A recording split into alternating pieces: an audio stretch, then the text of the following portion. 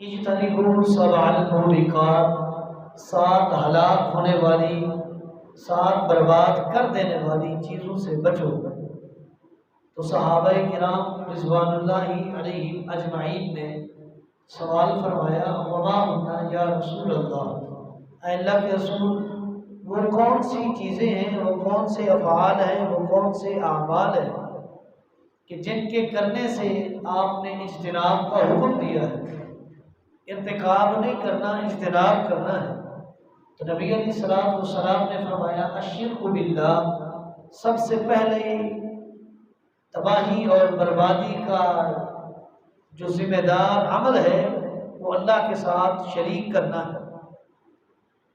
اللہ کی توحید میں، چاہے توحید الوہیت ہو، توحید ربوبیت ہو، توحید اسماء و صفات ہو، یا توحید کے اندر تعویلات ہوں، تفویضات ہوں، تمثیلات ہوں، کسی ذریعے سے اللہ کی توحید میں کسی کو شراکت داری دینا اپنے اعمال کی تباہی اور بربادی کر دینا ہے۔ دوسرے نمبر پر نبی علیہ الصلوۃ والسلام نے فرمایا والسحر، دوسرا جو کبھی جرم ہے، دوسرا جو بڑا گناہ ہے جس سے اجتناب کرنا ہے، جس کا ارتکاب نہیں کرنا، جس سے اپنے آپ کو محفوظ اور معمون کرنا ہے، جس سے اپنے آپ کو، اپنی زندگی کو، اپنے اہل و عیال کو، اپنے دوستوں کو، اپنے اعز و اقارب کو محفوظ اور معمون کرنا ہے، وہ ہے السحر، جادو، جادو ٹونا۔ جادو ایک ایسا عمل ہے کہ جس کے ذریعے انسان کی نیکیاں بھی تباہ ہو جاتی ہیں، انسان کا عقیدہ بھی تباہ ہو جاتا ہے۔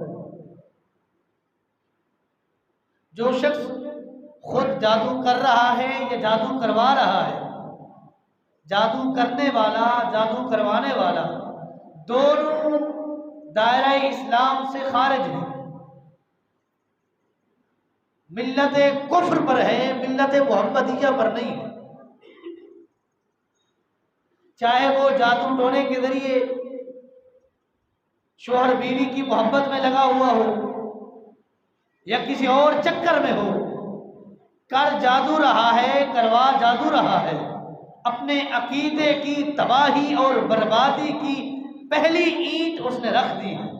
عقیدہ تباہ ہو گیا ہے، عقیدہ برباد ہو گیا ہے۔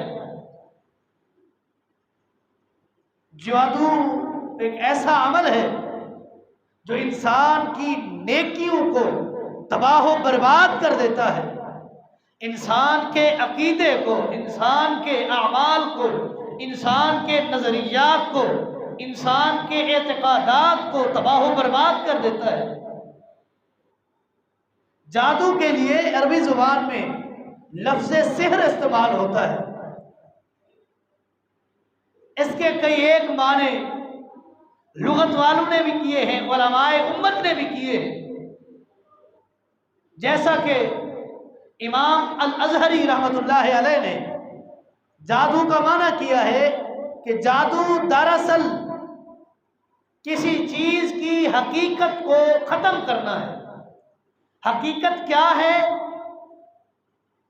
حقیقت کچھ ہے، لیکن اس کو ظاہر ایسے کرنا کہ اس کی حقیقت کو، اس کی اصل کو مسخ کر دینا۔ کسی چیز کی حقیقت سے اس کو ہٹا کر پیش کرنا، یہ سحر کہلاتا ہے۔ اسی طرح لسان العرب میں ابن منظور افریقی رحمۃ اللہ علیہ نے لکھا ہے کہ جادو ایک ایسا عمل ہے کہ جس میں انسان باطل کو اس طریقے پر، اس طور پر پیش کرے کہ حقیقت ہی یہی ہے۔ ہوگا باطل، ہوگا جھوٹ، ہوگا فساد، ہوگی غلط بات، غلط بیانی، لیکن اس کو ظاہر ایسے کرے کہ حقیقت ہے یہی۔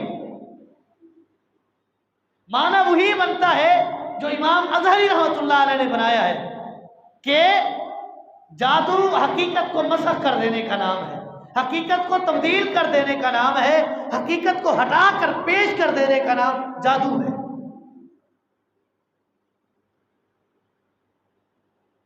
اور ہوتا بھی یہی ہے۔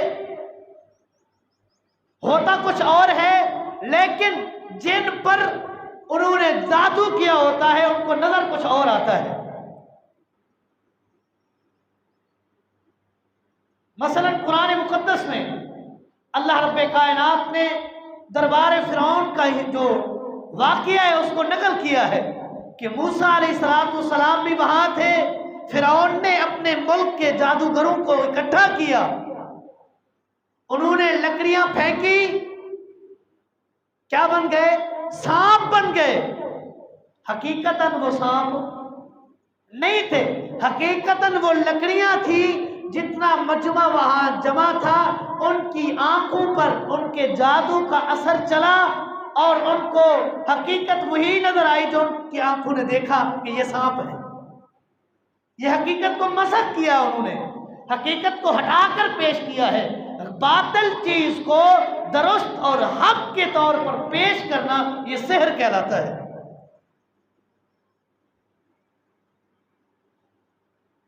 اگر خلاصتاً آپ کہیں تو جادو کا معنی یہ ہے کہ جادوگر اور شیطان کے درمیان ایسا معاہدہ، ایسا عہد و پیما، ایسا وعدہ کہ جس وعدے کے مطابق جادوگر کچھ ایسے امور شرکیہ، امور کفریہ کرتا ہے کہ شیطان راضی ہو جائے اور اس کے بدلے میں شیطان اس جادوگر کے مطالبات کو پورا کرتا ہے۔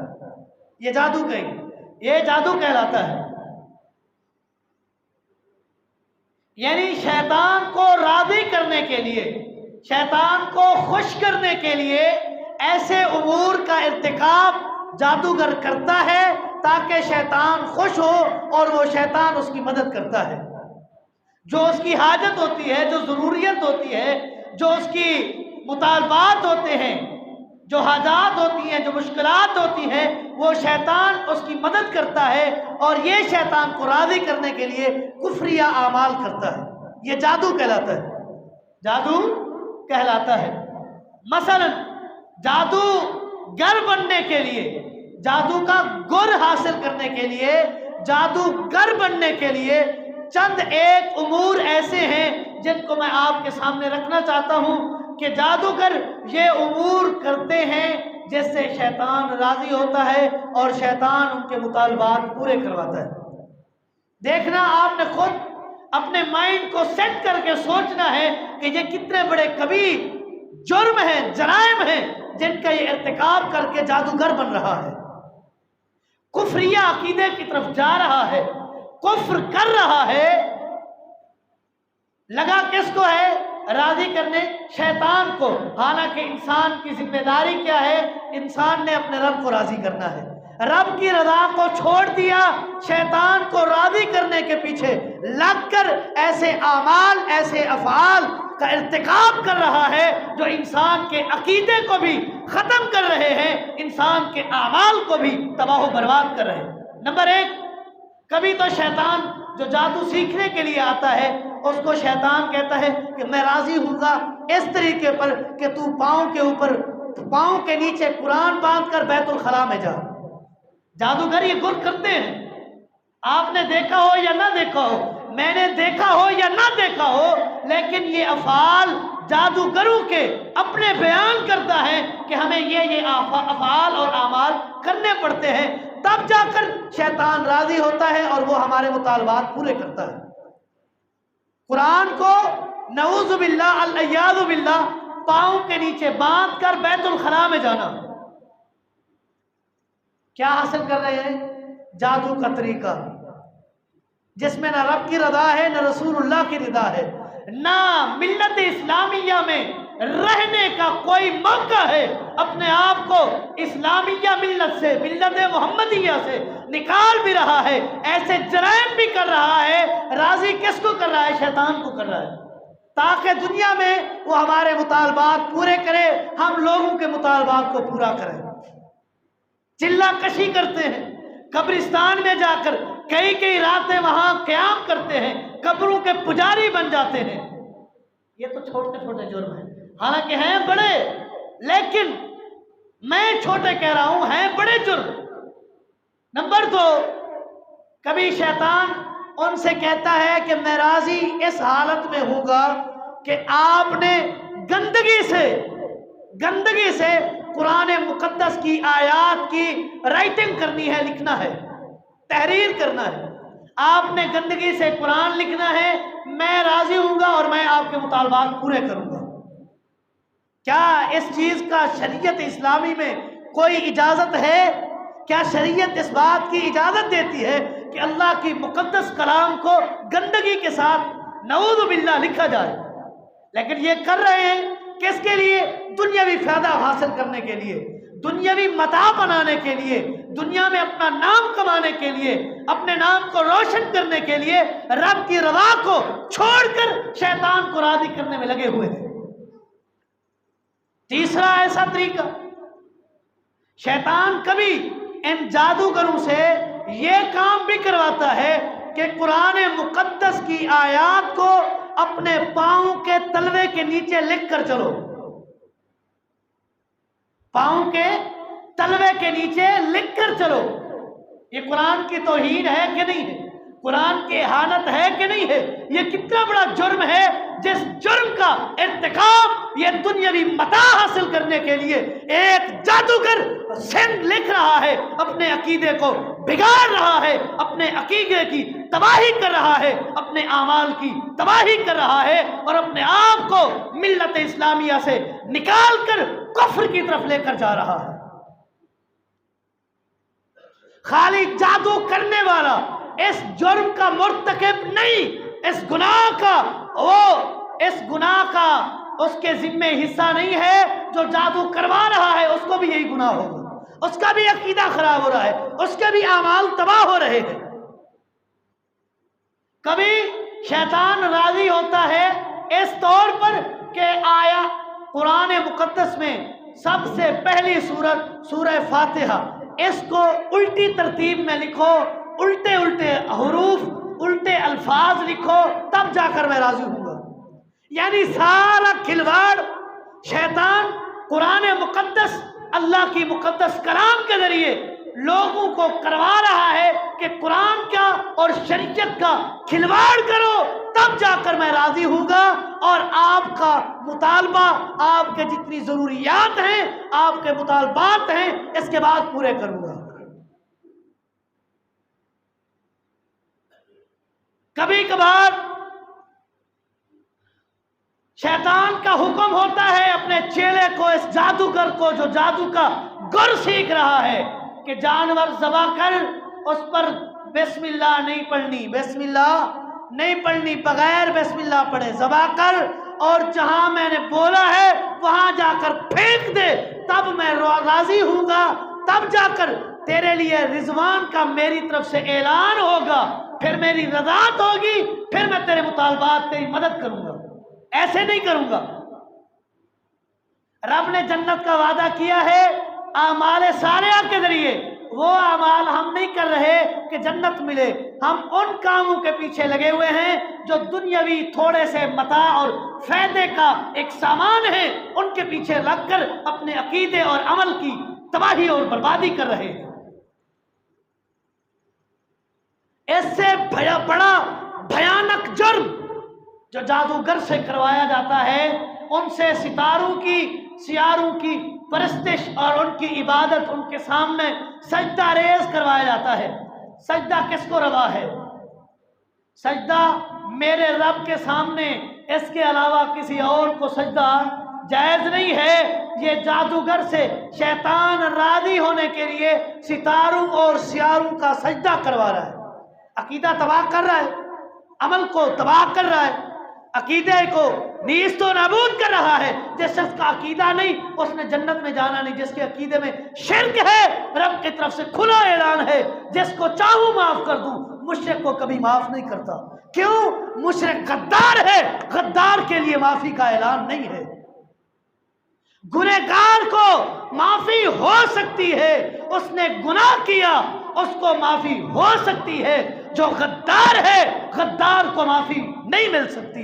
غدار کا انجام اللہ کی جہنم ہے، اللہ کا غدار ہے جو اللہ کے عقیدے توحید میں شرک کر رہا ہے، ملاوٹ کر رہا ہے، جادو کے ذریعے یا کسی اور طریقے سے اپنے عقیدے میں شرک کو ملا رہا ہے، اور رب کا غدار ہے، اس کا ٹھکانہ جہنم ہے جب تک توبہ نہیں کرتا۔ اگر توبہ کر لے، سچی توبہ کر لے، پھر تو معافی ہو سکتی ہے۔ اگر جادو کرتے ہوئے، عقیدہ تباہ کرتے ہوئے، عقیدہ توحید سے ہٹ کر شرکیہ پکار کرتے ہوئے، شرکیہ امور کرتے ہوئے مرا، ٹھکانہ جہنم ہے، جنت کبھی نہیں مل سکتی۔ اس سے بھی بڑا بھیانک جرم آپ کان پکڑ لیں گے، کان پکڑ لیں گے۔ کبھی کبھار یہ شیطان جادوگر سے اپنی سگی ماں اور اپنی سگی بہن یا بیٹی سے زنا کرنے پر مجبور کرتا ہے، اور اس گر کے سیکھنے سے ڈوب مرنا چاہیے۔ جو آپ کو عزت اور آپ کی ناموس کا محافظ نہیں ہے، وہ طریقہ سیکھنا، اس عمل کو کرنے کی کیا ضرورت ہے جو آپ کے عقیدے کو بھی تباہ کر رہا ہے، آپ کے اعمال کو بھی تباہ کر رہا ہے، آپ کی عزت و آبرو کو بھی تباہ و برباد کر رہا ہے۔ اس کام کو سیکھنے کا کیا فائدہ؟ جس کے اندر نہ ماں کی تمیز رہے گی، نہ بہن کی تمیز رہے گی، نہ بیٹی کی تمیز رہے گی، نہ حرم کے جو رشتے ہیں ان کی تمیز رہے گی، وہ بغیرت بن جائے گا۔ جو بغیرت بنے گا وہ شیطان کو راضی کر جائے گا، جو شیطان کو راضی کرے گا تب جا کر شیطان اس کے مطالبات پورے کرے گا۔ جادو کو چھوٹا موٹا یہ ٹونا، یہ عمل نہیں ہے۔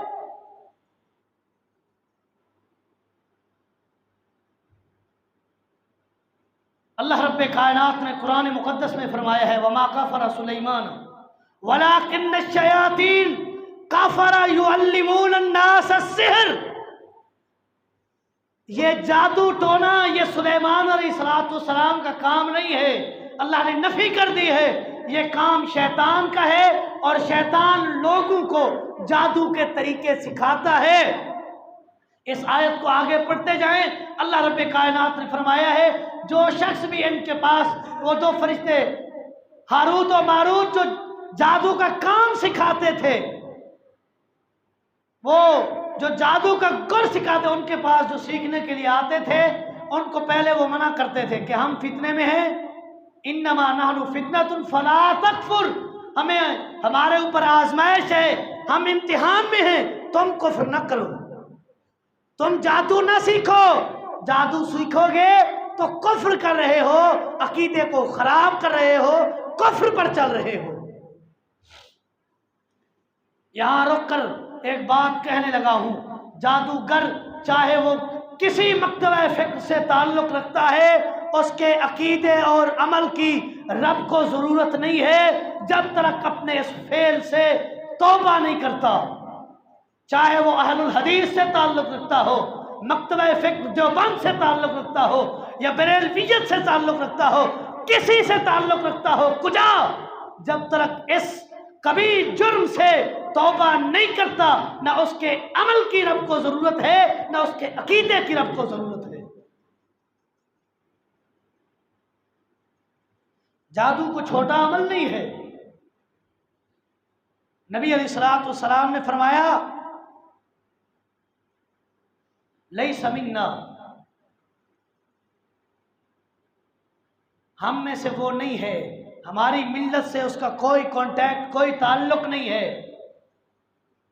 جو من تطیر او تطیر لہ، جو فال نکالتا ہے یا فال نکلواتا ہے، اپنی قسمت آزمائی کرواتا ہے، اس کا تعلق امت محمد، ملت محمد سے نہیں ہے۔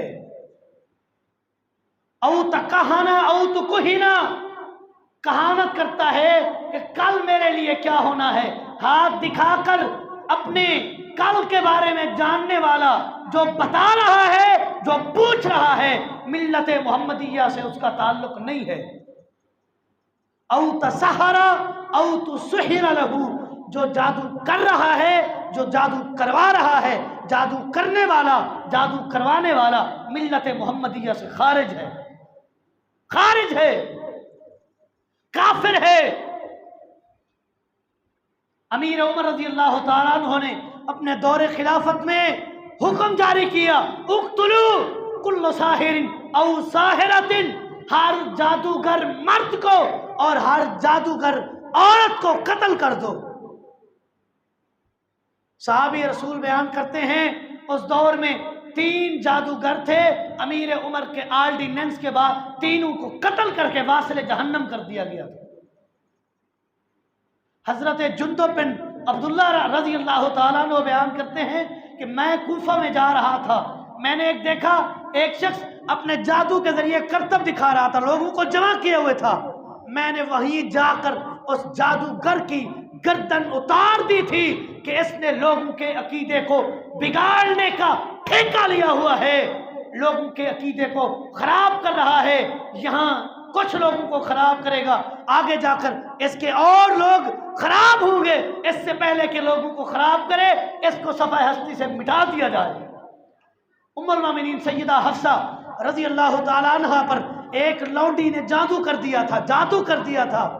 ام المومنین سیدہ حفصہ رضی اللہ تعالیٰ عنہ نے اس لونڈی کو قتل کرنے کا حکم دیا اور اس لونڈی کو قتل کر دیا گیا تھا۔ اس بات پر امت کا اتفاق ہے، امام مالک رحمۃ اللہ علیہ، امام دار الہجرہ، اور امام ابو حنیفہ رحمۃ اللہ علیہ رحمتاً واسعہ، ان کا بڑا ہی عام اور بڑا ہی اہم ترین قول موجود ہے۔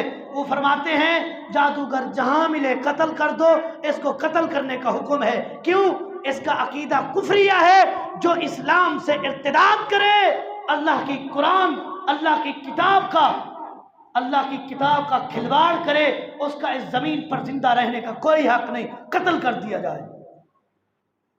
یہ چند ایک معروضات تھی جادو ٹونے کے حوالے سے۔ آج کل وتیرہ اور معمول بن چکا ہے، ہر دوسرا اور تیسرا آدمی اس کام میں لگا ہوا ہے۔ کسی کو کوئی چیز ضرورت ہے، کسی کو محبت کی ضرورت ہے، کسی کو بینک دولت کی ضرورت ہے، کسی کو عہدے کی ضرورت ہے، کسی کو کوئی نیچا دکھانے کے لیے اس کام میں لگا ہوا ہے۔ جو جادو کر رہا ہے اس نے بھی کفر کیا، جو جادو کروا رہا ہے وہ بھی دون کفر میں آتا ہے۔